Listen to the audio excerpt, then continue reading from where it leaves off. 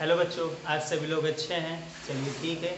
आज हम लोग कक्षा 12 के रसायन विज्ञान में चैप्टर नंबर 4 केमिकल काइनेटिक रासायनिक बलगतिकी से आज जो टॉपिक पढ़ेंगे वो क्या होगा, रेट लॉ ऑफ रिएक्शन, मतलब अभिक्रिया का वेग नियम। इसी को वेग समीकरण भी कहते हैं या दर समीकरण भी कहते हैं। ठीक है, तो आपको जो अच्छा लगे आप उस शब्द का इस्तेमाल कर सकते हैं, लेकिन ध्यान रहे तीनों एक ही चीज़ हैं। ठीक है, रेट लॉ ऑफ रिएक्शन। चलिए शुरुआत करते हैं। सबसे पहले जान लेते हैं अभिक्रिया का वेग नियम होता क्या है। ठीक है, ऐसा समीकरण जो अभिक्रिया की दर तथा अभिकारकों की सांद्रता के बीच संबंध प्रदर्शित करता है उसे वेग नियम या वेग समीकरण कहते हैं। मतलब ऐसा समीकरण, ऐसा समीकरण जो अभिक्रिया की दर तथा अभिकारकों की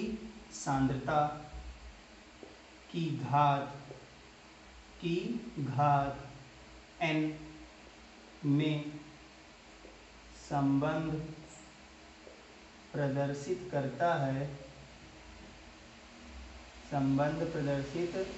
करता है वेग नियम या वेग समीकरण कहते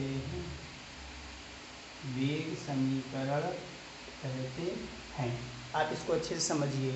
ऐसा समीकरण जो अभिक्रिया की दर, अभिक्रिया का वेग, ठीक है, तथा अभिकारकों की सांद्रता की घात n में जो संबंध प्रदर्शित करता है उसे ही हम वेग समीकरण या वेग नियम या वेग दर समीकरण कहते हैं। ठीक है, अब चलिए देखते हैं इसको कैसे रिप्रेजेंट किया जाता है। रेट बराबर क्या होता है, रेट डायरेक्टली प्रोपोर्शनल हो जाएगा कॉन्सेंट्रेशन ऑफ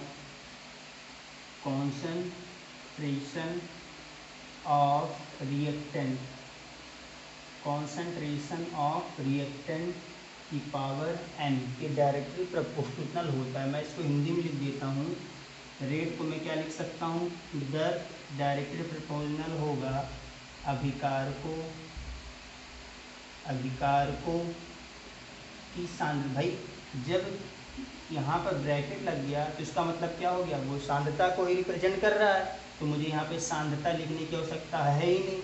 क्या करना है, अभिकारक की सांद्रता की पावर n के बराबर होती है। ठीक है, अब डायरेक्टली प्रोपोर्शनल का साइन अगर हटाएंगे तो यहाँ पर कोई ना कोई कांस्टेंट रखना पड़ेगा। तो क्या हो जाएगी, दर बराबर k। यहाँ पर हमने क्या रखा, कांस्टेंट को k रखा, और इनटू में क्या होगा, अभिकारक की पावर n। ये क्या होता है, यही है हमारा वेग नियम।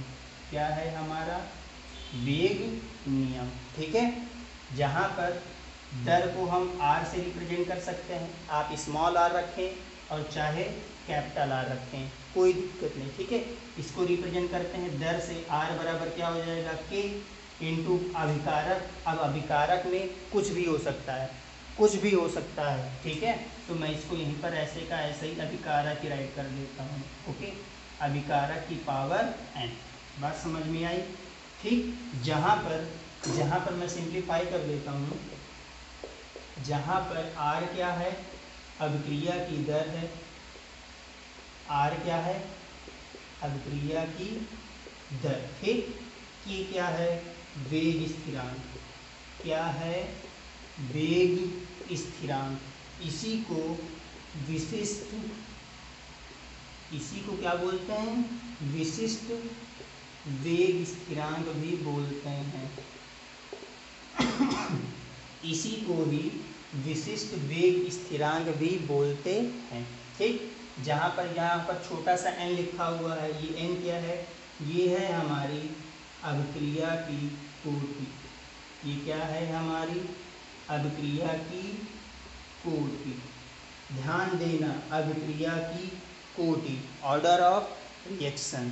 ठीक है, अब चलिए हम इसको थोड़ा सा और आगे बढ़ा करके बताते हैं। एक रिएक्शन लेते हैं, उसके आधार पर इसको कैसे रिप्रेजेंट करते हैं। ध्यान देना, यही है हमारा वेग नियम। ठीक है, यही है हमारा वेग नियम, ये है हमारा वेग स्थिरांक, ये है हमारा अभिक्रिया की दर, और यहाँ पर n क्या है, अभिक्रिया की कोटि, जो किस पे निर्भर करती है, एक्सपेरिमेंटल डेटा पर। एक्सपेरिमेंटल डेटा का मतलब क्या होता है, अभिक्रिया के समय वहाँ पर जो अभिकारकों की सांद्रता होगी वही क्या कहलाती है, अभिक्रिया की कोटि। जो हम लोगों को डाटा मिलता है वो थ्योरेटिकली होता है, उसकी सांद्रता अभिक्रिया की कोटि के समान नहीं होती, उसको अभी हम एक्सप्लेन करेंगे। ठीक है, इसको हम थोड़ा साफ कर लेते हैं। एक रिएक्शन हम राइट करते हैं, मान लेते हैं हमारे पास एक अभिक्रिया है। कौन सी अभिक्रिया है, ए बी के साथ अभिक्रिया करता है और हमारा प्रोडक्ट बनता है सी, जहाँ पर ए बी और सी, यहाँ पर ए बी और ये जो सी है, इस क्या है, अभिकारकों और उत्पाद की स्टाइकियोमेट्री। स्टाइकियोमेट्री का मतलब अभिक्रिया को बैलेंस करने के लिए उनके अणुओं को बैलेंस किया गया। ठीक है, अगर हम इसको चाहें तो इस रूप में भी तो लिख सकते थे, N2 + 3H2 क्या बनता है, 2NH3।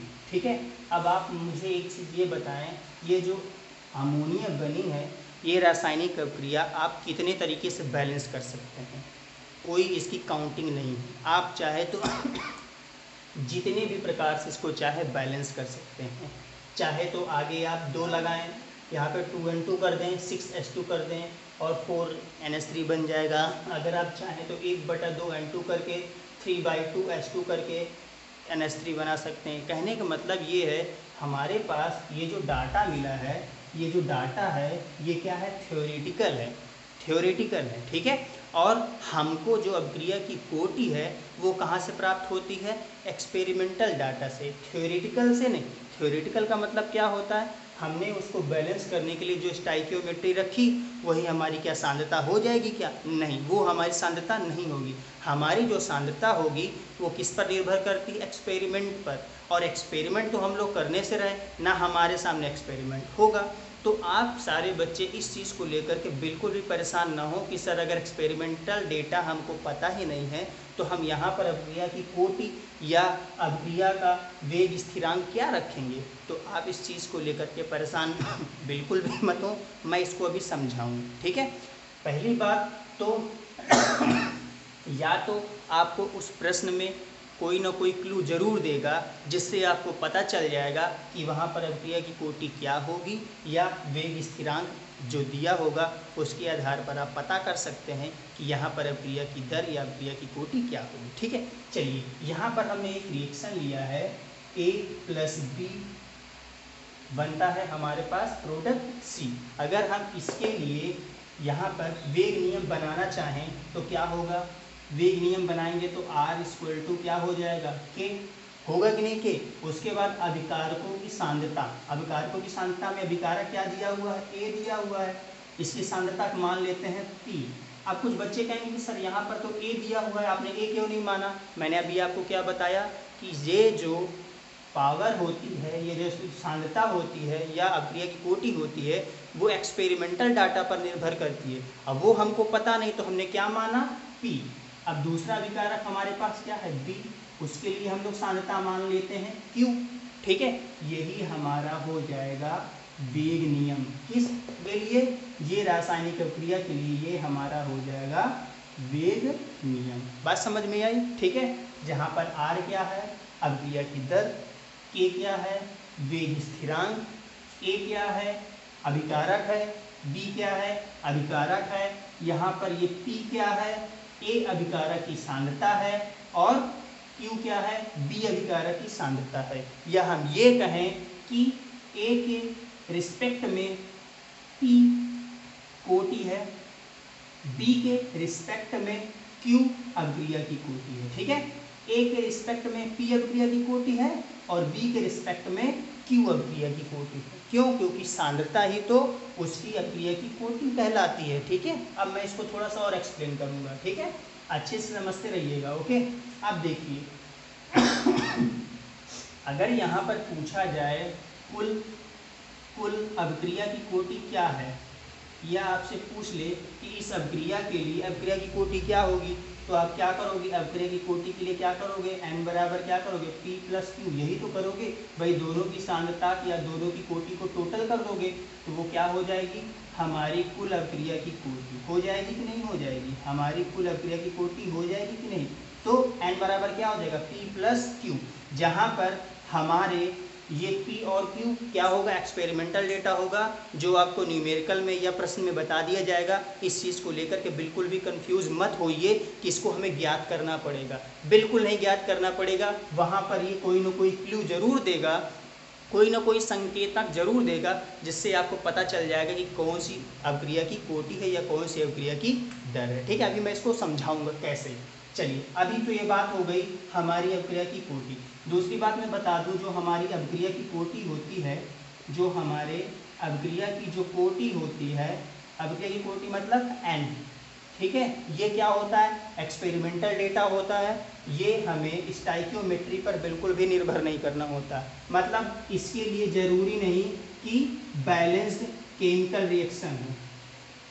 ठीक है, बैलेंस्ड केमिकल रिएक्शन की हमें कोई भी आवश्यकता नहीं है। बैलेंस केमिकल रिएक्शन की इसको ज्ञात करने के लिए कोई भी आवश्यकता नहीं। ठीक है, जहाँ पर हमारी अभिक्रिया की कोटि कुछ भी हो सकता है, 0 भी हो सकता है, 0.1 भी हो सकता है, मतलब ये एक नंबर भी हो सकता है, एक फ्रैक्शन भी हो सकता है, और 0 से लगा करके इनफाइनाइट तक कुछ भी हो सकता है।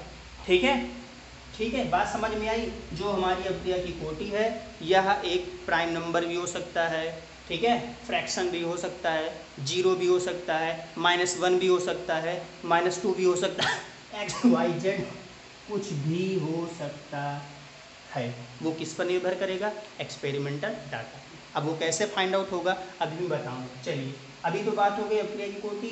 अभिक्रिया की कोटि क्या कहलाती है? n। ठीक है, अब हम लोग चलते हैं, हम लोग जानते हैं इसकी यूनिट मतलब इसकी इकाई होती क्या है। ठीक है, चलिए अब देखते हैं।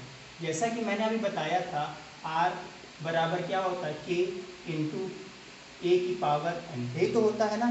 तो k बराबर क्या हो जाएगा? r अपान ए की सांद्रता की पावर n, यही तो होगा ना। ठीक है, जहाँ पर r क्या है? अभिक्रिया की दर, अभिक्रिया की दर है कि नहीं, और ये क्या है? सांद्रता है। किसकी सांद्रता है? अभिकारक ए की सांद्रता है। तो अभिक्रिया की दर को कैसे रिप्रेजेंट किया जाता है आप बताएं? मोल प्रति भैया पदार्थ एकांक समय में पदार्थ की जो सांद्रता में परिवर्तन होता है, वही तो अभिक्रिया की दर कहलाती है। तो क्या होगा? मोल प्रति लीटर इनटू टाइम, यही तो होता है भाई। अभिक्रिया की दर का मतलब क्या होता है? एकांक समय में पदार्थ की सांद्रता में जो परिवर्तन होता है, वही क्या कहलाती है? अभिक्रिया की दर। तो हम r की जगह में लिख सकते हैं मोल प्रति लीटर इनटू टाइम, लिख सकते हैं कि नहीं? बटे ए क्या है? ये भी तो सांद्रता ही तो है, ये भी क्या है? सांद्रता। इसका मतलब क्या है? ये मोल प्रति लीटर है, लेकिन यहाँ पर पावर क्या हो जाएगा? n। होगा कि नहीं होगा? ठीक है, अब गौर से देखिए, अगर हम इसको चाहें तो क्या लिख सकते हैं? गौर से देखना, मोल प्रति लीटर 1 बना दें भाई, इसकी पावर तो 1 है, इंटू टाइम की पावर -1, क्योंकि यहाँ पर बटे में ऊपर आएगा तो इनवर्स बन जाएगा, और इंटू, गौर से देखना, यहाँ पर n क्या है? नीचे है, पॉजिटिव में है, इसको ऊपर लेकर के जाएं तो क्या हो जाएगा? मोल प्रति लीटर की पावर -n, होगा कि नहीं होगा? है ना। अब आपको पता है a की पावर और b की पावर जो होती है वो आपस में क्या होती है? जुड़ जाती है। ये तो फ्रैक्शन का नियम है। तो क्या हो जाएगा? गौर से देखना, k इक्वल टू क्या हो जाएगा? मोल प्रति लीटर की power 1 - n into time inverse. ये हो जाएगा हमारा इकाई। क्या हो जाएगा? इकाई। ठीक है। अब ये जैसे मान लो प्रथम कोटि की कोई अभिक्रिया है, कितनी? प्रथम कोटि की कोई अभिक्रिया है तो उसके लिए n का मान क्या हो जाएगा? n। द्वितीय कोटि की कोई अभिक्रिया होगी तो उसके लिए n बराबर क्या हो जाएगा? 2। शून्य कोटि की अगर कोई अभिक्रिया होगी, शून्य कोटि कोई अगर अभिक्रिया होगी तो n बराबर क्या हो जाएगा? 0। ठीक है, बात समझ में आ रही? प्रथम के लिए मतलब प्रथम का मतलब 1, द्वितीय का मतलब n बराबर 2, तृतीय का मतलब n बराबर 3, शून्य का मतलब n बराबर 0। ठीक है। अब आपको कैसे पता चलेगा कि भैया अभिक्रिया कौन से कोटि की है? तो क्या होगा, हो सकता है आपको क्वेश्चन में इसकी जो यूनिट होती है वो बता दे, है ना। जैसे बोल दिया जाए कि भैया उसका जो वेग है या उसकी जो दर है सेकंड इन्वर्स में है, सेकंड इन्वर्स में है, तो आप इसको देख करके जान जाओ कि भैया ये फर्स्ट ऑर्डर ऑफ रिएक्शन है, मतलब प्रथम कोटि की अभिक्रिया। कैसे? चलिए हम इस पे मान रख करके देखते हैं। मान लेते हैं प्रथम कोटि की अभिक्रिया है तो क्या होगा, मोल अपान लीटर की power 1 minus n into time inverse. ठीक है, यही तो होगा, यही तो होगा, है ना। अब चलिए n बराबर प्रथम कोटि के लिए तो n बराबर 1 रख देते हैं, तो जब 1 रखेंगे तो क्या हो जाएगा, मोल प्रति litre 1 minus 1 into time inverse. अब 1 से 1 घटेगा तो 0 होगा, जब 0 हो जाएगा तो ये पूरा का पूरा क्या बन जाएगा, 1। बचा हमारे पास क्या, टाइम इनवर्स। अब गौर से देखो, टाइम इनवर्स में कुछ भी हो सकता है, सेकंड हो सकता है, मिनट हो सकता है, घंटा हो सकता है, कुछ भी हो सकता है। तो गौर से देखिए ये इससे मिलता जुलता है कि नहीं, तो ये देख कर भी तो हमको पता चल गया कि ये अभिक्रिया प्रथम कोटि की है। बात समझ में आई? ऐसे ही आपको प्रश्न में हिंट मिलेगा जिसको देख करके आप जान जाओगे कि ये कौन सी कोटि की अभिक्रिया, प्रथम कोटि की है या द्वितीय कोटि की है या तृतीय कोटि की है या शून्य कोटि की है। बात समझ में आई? हम लोग इसी के आधार पर, किसके आधार पर, ये जो हमारे पास दिया हुआ है यूनिट या इकाई, इकाई के आधार पर भी हम लोग पता लगा लेंगे कि अभिक्रिया की कोटि किस कोटि की है। या फिर हो सकता है वहाँ पर वो अभिक्रिया या रिएक्शन दे और वहाँ पर बता दे कि यहाँ पर अभिक्रिया की जो कोटि है ये है ना। तो आप इस चीज़ को लेकर के बिल्कुल भी डाउट मत अपने माइंड में क्रिएट करें, वहाँ पर कोई ना कोई क्लू देगा जिससे आप आसानी से समझ जाएंगे कि कौन सी दर है और उसका वेग इस तरह क्या होगा। ओके, बात समझ में आई? चलिए ठीक है, अगर आपको कोई डाउट हो तो आप मुझे बताएं, मैं उसको फिर से क्लियर करने की कोशिश करूँगा। और आज की वीडियो में सिर्फ इतना ही, इसके बाद नेक्स्ट वीडियो में मैं इसके आगे का टॉपिक समझाऊँगा। तब तक के लिए बाय बाय।